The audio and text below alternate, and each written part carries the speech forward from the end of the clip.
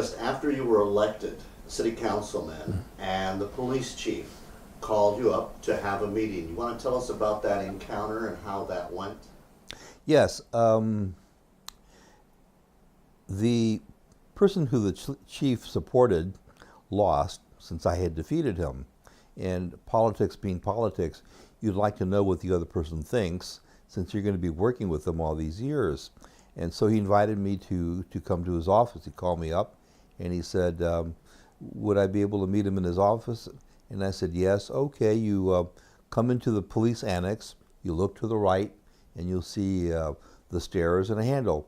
Just open the door and walk up. I'm the first office on the left. I said, okay, fine. So 2 days later, I showed up at the building. I opened the door. I saw the door on the right, saw the stairs, and I started walking towards the door. I put my hand on the door, and suddenly I heard, hey, asshole, where do you think you're going? And I was kind of feeling sorry for whoever that watch commander was talking to, but didn't concern me. So I twisted the handle to open it up, and I heard again, hey, asshole, I'm talking to you. I said, I got to find out who this guy's talking to. My God, how embarrassing. I looked around. I was the only person in the building. He was talking to me. I was shocked. So I walked up to him and I said, yes, where the hell do you think you're going? And I said to him, today is your lucky day. And let me tell you why. Your police chief called me up and asked me to meet with him because he wanted to get to know me a little better. And the reason he wanted to get to know me better is because I am the newly elected city councilman, which I'm sure you didn't know when you called me asshole. And that's why it's really your lucky day, because if I ever hear you calling any other Hispanic who walks in here asshole, I will do everything I can to get you fired. And if your police chief doesn't fire you, I will do everything to get the police chief fired for not being sensitive to those kinds of issues related to racism. Do you understand what I'm saying? And he bowed his head down. He says, yes, I do. Yes, I do, sir. And I said to him, yes, I do, Councilman. Yes, I do, Councilman. I'm not going to go and tell the chief anything that's happened. I'm giving you a break today, but don't ever let it happen again. So I went up and I saw the police chief. And I'm thinking as I'm walking up there, I'd heard that the police were very hostile towards Hispanics. And I'm getting my first taste. I said, oh my God. So I go up there and the police sees me there and he says, Councilman, come on in. I says, fine. I walked in and sit down, and I'm looking forward to having this conversation with you.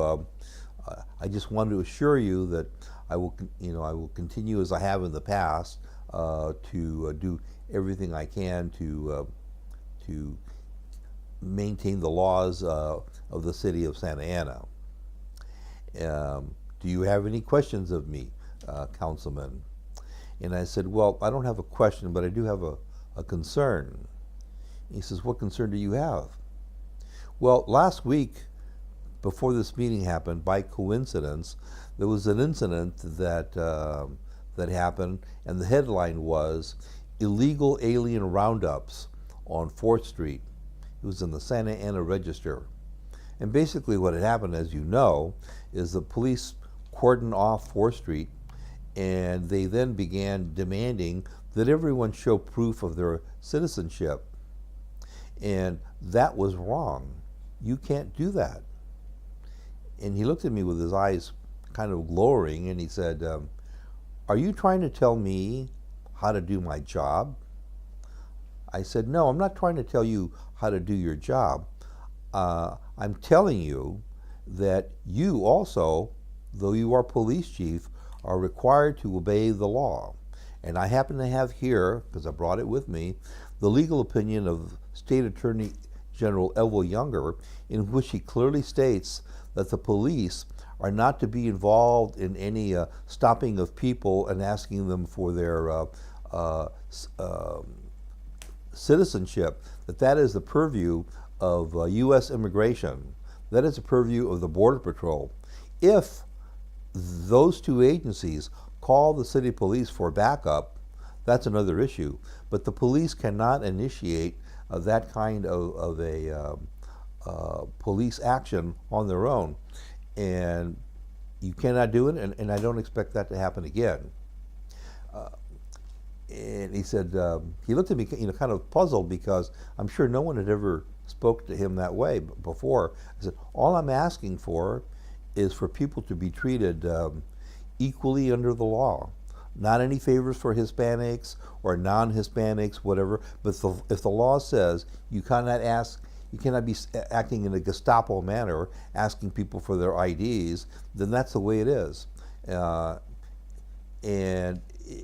Hopefully we won't hear of this again. If we do, I'm more than happy to bring this to the public, when we have our city council meeting. But I know that you'll support me on this, anyway, I've got to leave, and so I abruptly ended the conversation and left. And I'm sure he was fuming, because no one had ever treated him that way before. And so I said, my God, I'm really getting a taste of being elected over here, because I never saw myself as Hispanic, non-Hispanic, just an American, American who wanted to do good by serving on an elected council. So a couple of days later, I run into an activist in Hispanic politics, and he said to me, did you see what happened in the newspaper? Did you read about this, Councilman? I says, yes, I did. He says, it was wrong. We have to do something, you have to blast the police chief. You need to go to the newspapers and blast him for what he did. It was wrong. And I said to him, you're right, it was absolutely wrong, but I've already taken care of it. What do you mean? He says, I've spoken to the chief. I told him that he was wrong, and that if should it occur again, that I will challenge him in terms of his authority to do that. He says, no, it's not good enough. You need to do it for la comunidad, for la raza. You need to tell him that his actions were racist, that he is acting in a racist manner against la comunidad. And I said, you need to give me a few months to get my feet wet, to build bridges, to develop networking with some people. You're asking me to get 2 5-gallon cans of gasoline, throw them on me, and set myself on fire. What good does that do, especially if it'll never happen again? What we need to do is develop new working relationships with people who have been hostile towards us in the past, and let them know that they are going to be held accountable publicly on the city council. That's never happened before, but it's going to be happening now. So that's my decision, and that's going to be my political style in doing this. I prefer doing things behind the scenes where a person doesn't have to lose face. I said the important thing is that the end result is what we all would be agreement upon, and that the people are treated decently and fairly.